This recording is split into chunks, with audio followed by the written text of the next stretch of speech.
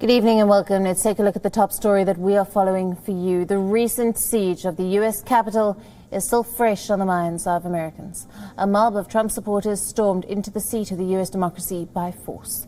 In an attempt to overturn the election results, the rally, which turned into a siege, was incited by the outgoing president himself.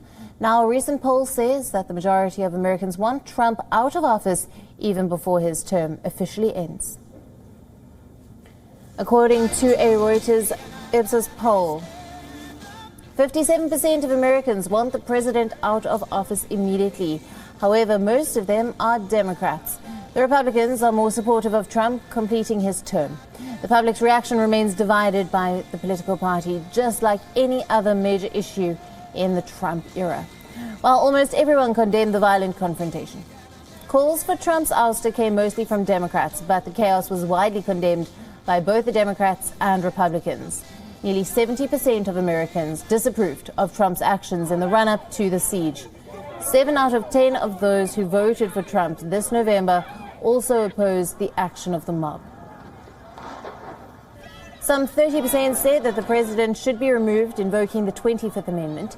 The 25th Amendment allows the vice president and cabinet to remove the president, and this is if he is unable to discharge his official duties. Another 14% that Congress should impeach and remove Trump from office, while 13% of Americans believe that Trump should simply resign himself. However, a small minority of the American public endorsed the siege. That day, 12% said that they supported the actions of those people who took part in the riot. The mob mainly consisted of pro-Trump supporters and also right-wing extremist groups like Proud Boys and QAnon.